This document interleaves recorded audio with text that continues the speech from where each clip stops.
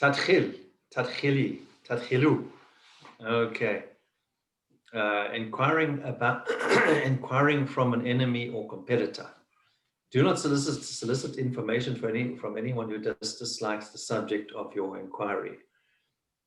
Likewise, do not ask a tradesman for information about his competitor. In such cases, the reply will usually contain outright lies or distortions of the truth.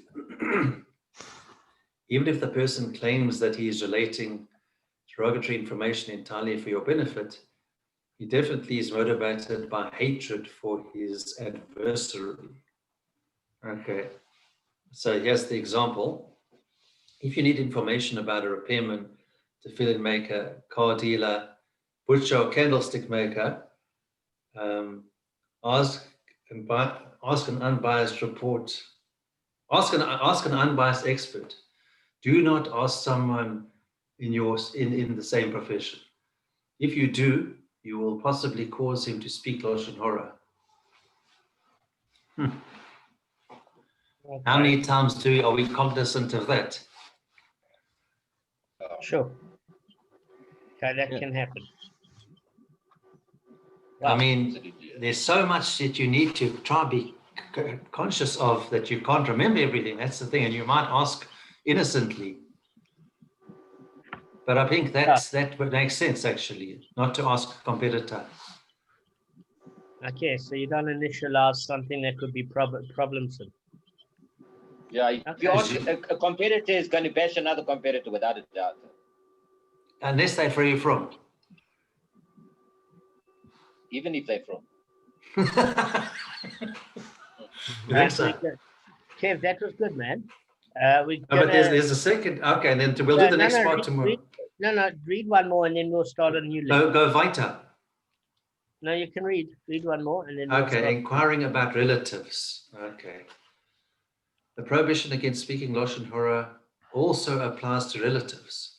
Therefore, a father is permitted to inquire about his son's studies only if it will help his son. If the question is merely out of curiosity, it is forbidden. The same.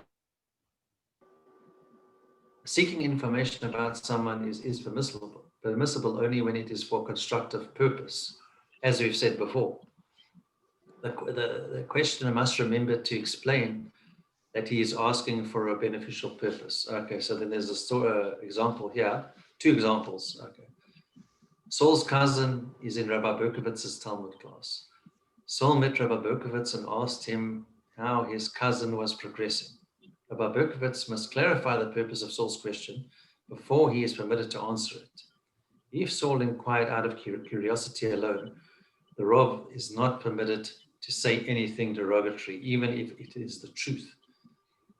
It is advisable for the Rav to give the following standard reply.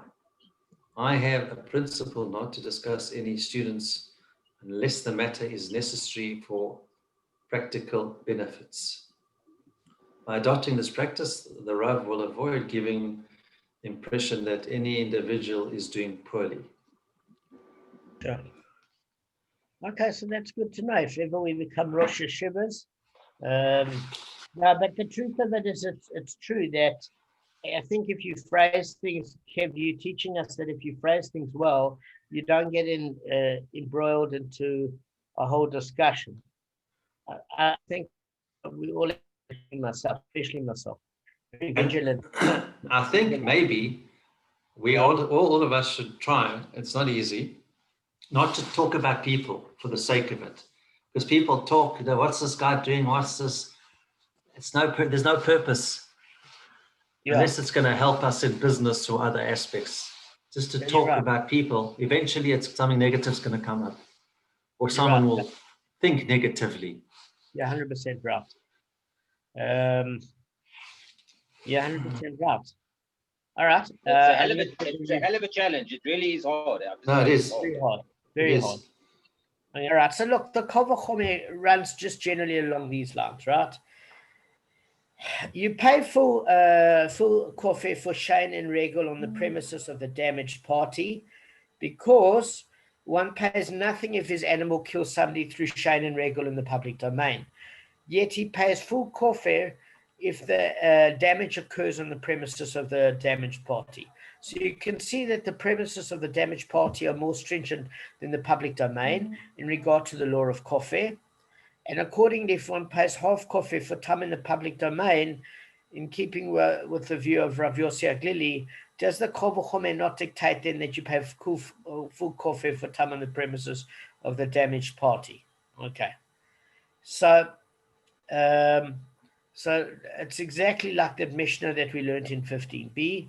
So the Gemara attempts to reject this proof. He's basically saying exactly like he said in the Mishnah, that initially the proposal was for Keren Tam. That Keren Tam on the public premises paid half payment damages. And therefore Rabbi Tarfon turned around and said that for Keren Tam on the damaged party's premises, you should pay full payment because he compared it with Shane and Regel. Shane and Regel on the damaged party's yard pays full payment. In the public domain, nothing. So Keren Tam, which is more stringent because in the public domain you pay half, then in the premises of the damaged party's yard, is it not more so that you'd pay half because you paid nothing for Shane or Regel? That's just basically the summary of it. Now, Rav Shimi of Nahadia said it might be because he's trying to reject this proof that Rabbi Tarfon derives his law from the damages of Regel. Okay. And the Gemara is going to challenge Rav Shimi's version of the Kol V'chomer. All right. So he's basically saying it might be that there's no kofer for Regel at all. And yet Rabbi Tarfon derives the full kofer for Keren Tam on the premises of the damaged party through that Kol V'chomer that I read yesterday. So at the end of the day, accordingly, if one pays half kofer for Keren Tam in the lenient domain, does Kol V'chomer not dictate that he pay full kofer for Keren Tam in the stringency of the damaged party? So what he's basically saying here is that the laws themselves of kofer are basically mimicking the laws of damages. And once you've established the law for Keren Tam with regards to damages, and we know that Rav Yossi Aglili doesn't interpret the exclusion clause as being for tam, but merely for an aborted fetus, then he's saying that you can derive that Kol V'chomer of the second part from Keren Tam, based on the Regel application. All right, so the Gemara's got a bit of a problem with this, that it's based on the damages of Regel. The Gemara challenges Rav Shimi's version of the Kol V'chomer. One could object as follows. How can the stringency of the damaged party's premises regarding the damages of Regel serve as a basis of Kol V'chomer regarding Kofer? What comparison can you make to the damages of Regel, which are also payable in the case of fire? Okay, so the first thing that we've got to see is that he's saying, how do I put this in a simple word, that the damages of Regel can't necessarily mean that it's more stringent just because it's on the premises of the damaged party. Because when we take the look at the damages of fire, the first thing that you've got to realize is that there's no kofer for fire. So he's saying as follows, is that if I'm saying that the whole reason for the stringency of full payment is because it's on the damaged party's premises, we're talking about the kofer here. There's no question in regard to damages of Regel that it's full payment in the damaged party's yard in the public domain, nothing. We're talking about the extraction of the Keren Tam public to private full, from half to full, and then from there you apply the Kol V'chomer with regards to Regel. Does that make sense? Once you've established Regel. So what he's saying is that you can't use it from the damages of Regel. There's an inherent problem. It's because if you take the damages of fire, there's full payment in somebody else's premises if your fire goes amok. But what happens if your fire kills somebody? Do you have to pay kofer? No. You don't have to pay kofer. So he's saying, listen, the stringency here has to do specifically with a case of Regel. It has nothing to do with in whose yard the damage took place. Because if you want to establish that in a public domain it's less than in the public domain, in the private domain, then why wouldn't you pay Kofer if your property kills somebody through fire? Your fire is also your property, as we learned before. Okay, so it's saying that clearly there's something unique about Regel itself, and it's not about where the premises of damage took place.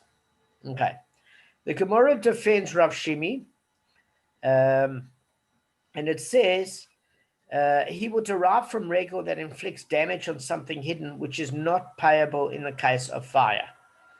So what's basically being said here is this is how the Kofer would run. You pay nothing for damages inflicted by Regel in the public domain, yet you pay full damages for Regel on the damaged party's premises, even if the animal steps on something hidden, like utensils in a sack.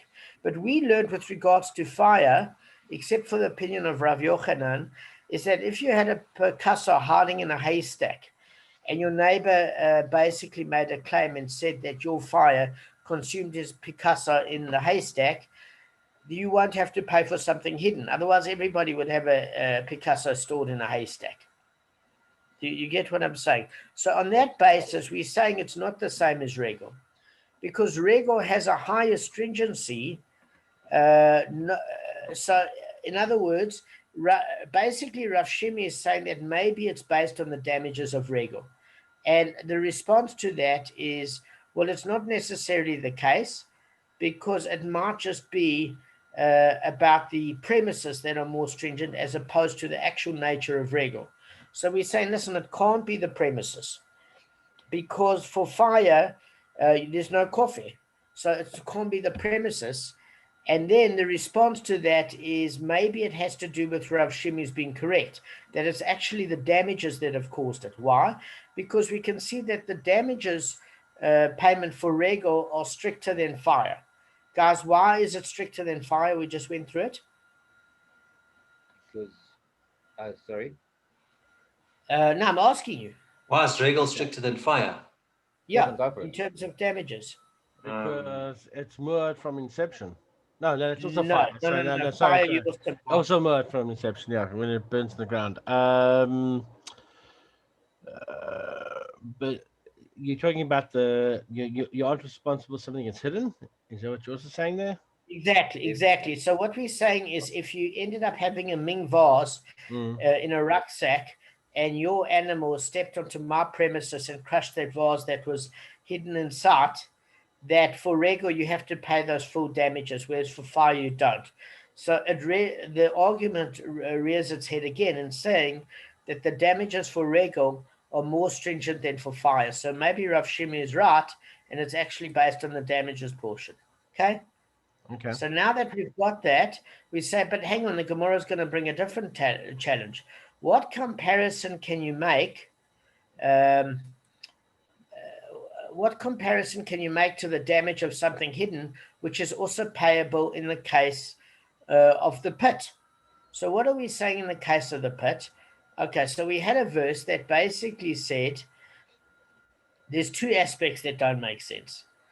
All right, if you remember on 5b, the Gemara that we dealt with what you have to pay for pit, etc. It took a verse from Shemot chapter 21, verse 33, which states you're liable if an ox or donkey falls into a pit, but not a man, a donkey, but not utensils. Okay. Does that make sense? Which means we're saying, hang on a second, but pit, you can find out that pit, you actually don't pay for utensils in a public domain, and therefore, if you don't pay for utensils in a public domain, this is why, guys, I don't understand this particular verse. Let me explain to you why. It's turning around and saying that Regel, you pay for something hidden which is not payable in the case of fire. Okay? But then it's saying, what comparison can you make for utensils which are hidden, something hidden, but which is also payable in the case of a pit? So what we're saying is you don't pay for utensils, but you pay for something hidden in a pit. Meaning, if you have a look at a fire, you don't pay for something hidden.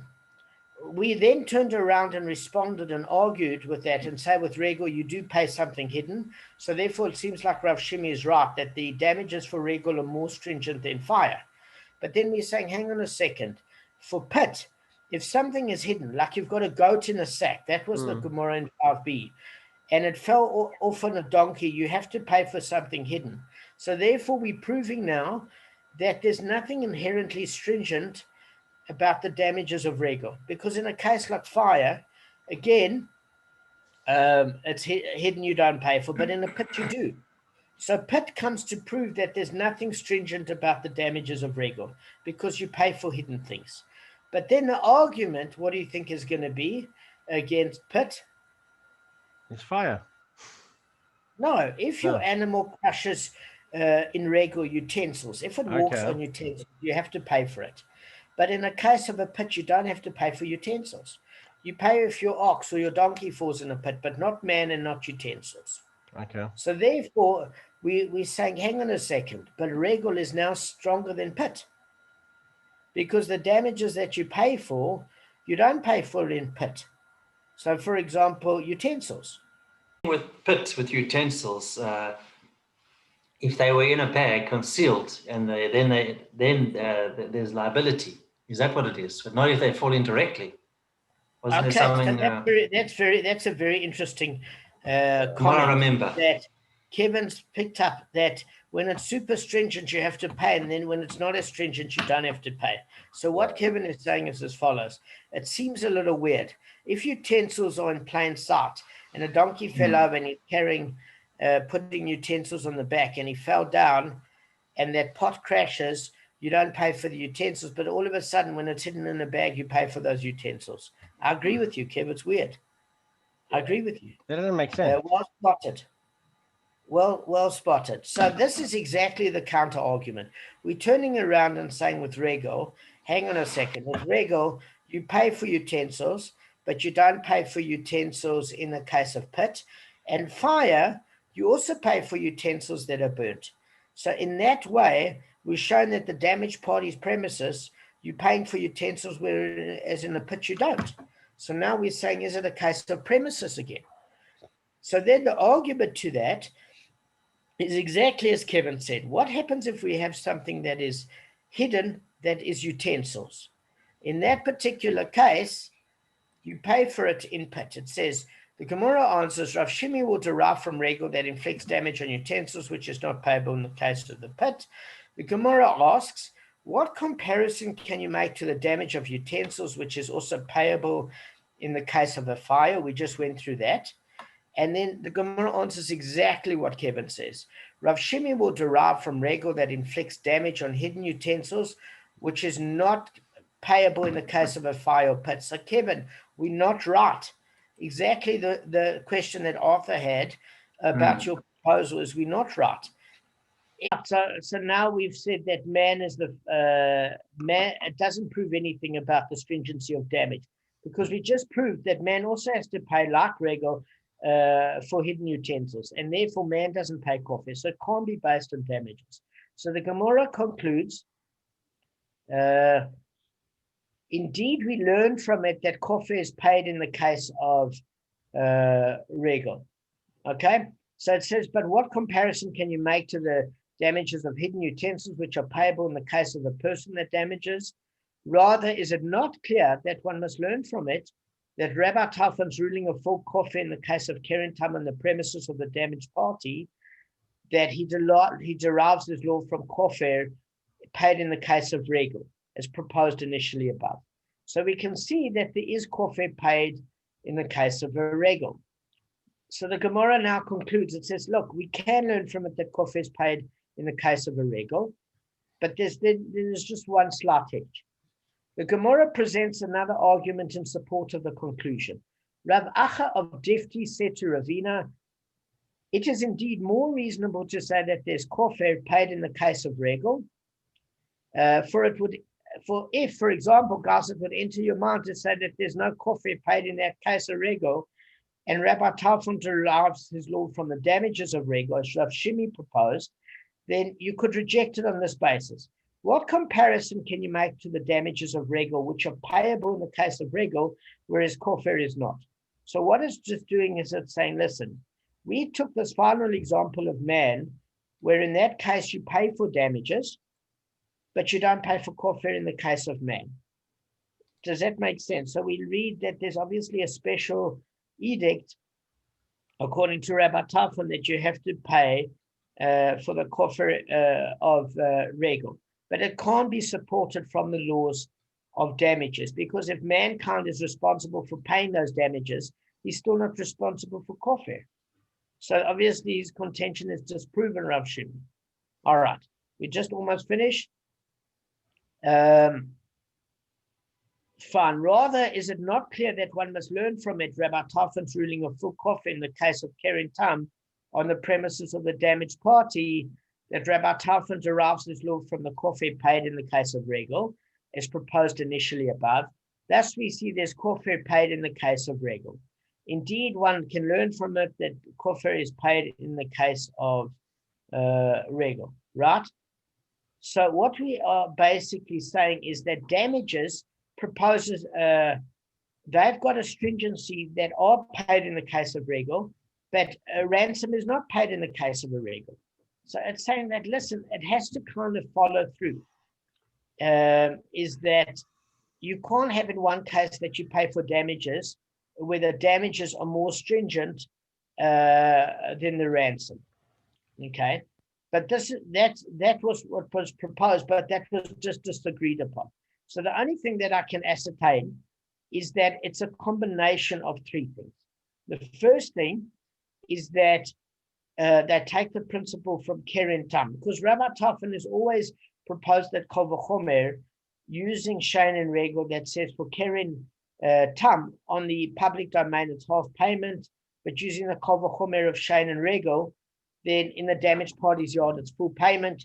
He's also using Rav Yossi Aglili, who turns around and says there is Kofer for Tam, and therefore Rav Glili, it's not apparent if he goes according to the view of the sages, where he said the law isn't divergent, that you pay, there's no exclusionary for Tam, so you pay half payment in the damaged party's premises as well as the public domain, or if he holds the same opinion as Rabbi Talmud, that it's full payment in the damaged party's domain for Keren Tam. But once you've got the Keren Tam principle and you extrapolate the Kol v'chomer, you can say that damages are generally more stringent for Regel compared to fire and pit, but it would be the same as in man, in that man would pay for the damages. And the only reason that man isn't liable to the Kofer is he's paying something more serious. He's losing his life. And since he's losing his life, in that way, he wouldn't pay Kofer. But it doesn't mean that the damages aren't necessarily parallel to the Kofer argument, because man, in principle, according to Rav Chizkiah, one of the schools, I don't know if it's his school or the opposing school, is that what happens if you kill somebody, as we said, without two witnesses? Now, it's not an accidental killing in the fact that it was a purposeful killing. It's not like your axe handle came off and tonked somebody and killed somebody and you have to go to the city of refuge, nor is it like a murder case where you were given sufficient warning and the right amount of witnesses. So in that particular place, it suggested maybe you pay Kofer. But obviously atonement is too good for that person. If they got out of paying their life in terms of atonement because they thought they'd get clever, they're not going to get off just with a monetary payment. So we can also see that it's two factors. The stringency of the damager with regards to Regel, it's much more stringent than the rest and equal to man. But then with Kofer, if your property kills somebody, there's no ways that a person gets the death penalty.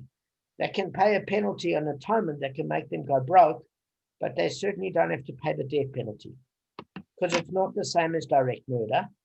So that, coupled with the fact that Regel has got a scriptural verse that there is liability for Regel in the damaged party's yard, we wouldn't make Kofer liable in the public domain because there's no normal damages. So there definitely is some sort of a link.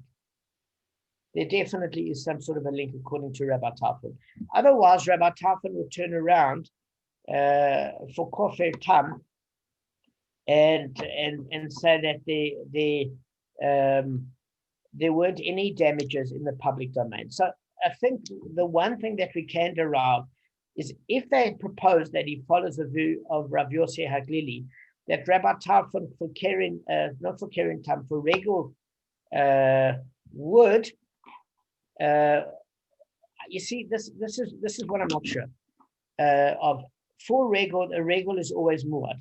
So if Regel is always muad and there's no payment in the public domain, it would seem that there would be no Kofer payment in the public domain with regards to Regel. But there would be, for Keren Tam, half payment, according to Rabbi Tarfon, for the Kofer part in the public domain, but not for Regel. Does that make sense, guys? Do you want me to summarize it in one sentence? Yeah, please. Just that last part. I heard you, but I just want to hear it again. Sorry. All right. So what we're saying is, according to Rabbi Tarfon, there's full payment for Regel in the damaged party's premises, and the Kofer payment would be full because he uses the Kal V'chomer, and he uses the stringency of damages.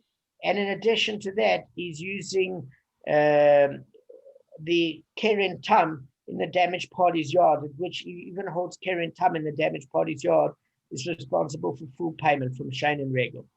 But in the public domain, for Keren, he would say that you pay half damages for the Tam and that you pay half Kofer because he holds like Rav Yossi Aglili. All right. So just with Gav, just with regards to Rabbi Tarfon, Keren Tam, public domain, you would pay for Kofer, and then Keren Tam, damaged parties premises, you pay full Kofer, not half. That's for Keren. Okay. In terms of damages, he says you pay full payment for Keren Tam in the damaged party's yard. And then as far as the public domain, you pay half payment damages for Keren Tam. So can you see them with regards to Kofer? Just repeat it back to me. I want to hear the part. Sorry, you didn't mention that part about Regel. Okay, so, but you just got to understand the Keren Tam and Keren Muad for Rabbi Tarfon, because that's high basis is Regel. No, I've got that. Well, I'm okay with that. So for Regel, the actual payment, according to all the sages, is the same. Actual damages is full payment for Regel in the damaged party's premises because it's Muad and there's no payment in the public domain. But as far as Kofer, all the sages don't seem to agree that there is payment for Kofer with regards to Regel. Rabbi Tarfon is turning around and say there is full payment damages for Regel in the damaged party's premises. For the Kofer payment in the damaged party's premises. So there's full Kofer, but in the public domain there is no payment for Kofer. Yeah. So the reason why there'd be no payment is there's no concept of Tam and Muad. There's no concept of Tam and Muad for Regel. So it can't mimic half payment damages unless we learn something that Rabbi Tarfon brings a Kal V'chomer later to say that there are half payment damages for Regel in the public domain. But it couldn't be because you don't pay in the public domain. Yeah. Except the problem with that is that even if you don't pay for damages, the atonement shouldn't be less because it's in the public domain. You should at least pay half the Kofer there. But we got to see if Rabbi Tarfon brings up any specifics. But as we learned today, Kofer for Regel, full payment in the damaged party's premises and no payment for the Kofer for Regel in the public domain from Rabbi Tarfon. That's what we learned. That's what we've come up with. Yeah, I've got it. I'm okay. I don't know about everybody else. Guys, do you get it? Yeah, most of it. My head's wrapping around. It's such a complicated thing, that. But I appreciate the way we explain. I'm gonna have to watch this video at least 2-3 times. It's Now, listen, we're going to go on to this thing now with man, which is going to be very interesting. Guys, I Okay. want to thank you for your time. Gav, I did try and go through it as clearly as possible. I actually think you did a wonderful job. I'll be awesome honest. job. Yeah, you did. Yeah, it's It not was easy to very explain unclear. it. When I read through it, this comparison between all the other things, you actually pulled it together very nicely. I think Thanks. you did a great job, and I think it's just well done. I mean, because you couldn't find anybody else to kind of corroborate anything, so you had to come up with your own thing. But to me, it's right, and it's based on logic and it's based on what's there. I think you did a phenomenal job. Thanks, guys. Listen, any error is from me, and anything I got right was from the Gemara. But the comparison of why we're using the other damages, that for sure is correct. Just in terms of the end, it left it a bit cloudy. If you look at dafnotes.co.il, there's a contradiction between M and L. So note M and L, where it says Rav Achav Difti says there is payment damages for Regel, Kofer payment, but he disagrees with Rav Shimi. But then in the next statement, there seems to be a slight agreement in terms of principle. So I don't know. Gavin read that as well. Gavin read that as well. Listen, but that's interpretation. It's not you take it direct. And I think your version is I think it's on the money. I really do. Thanks, guys. I miss you. Have a lovely day. Hey? Okay, mate. Thanks, Likewise. guys. Thanks. Well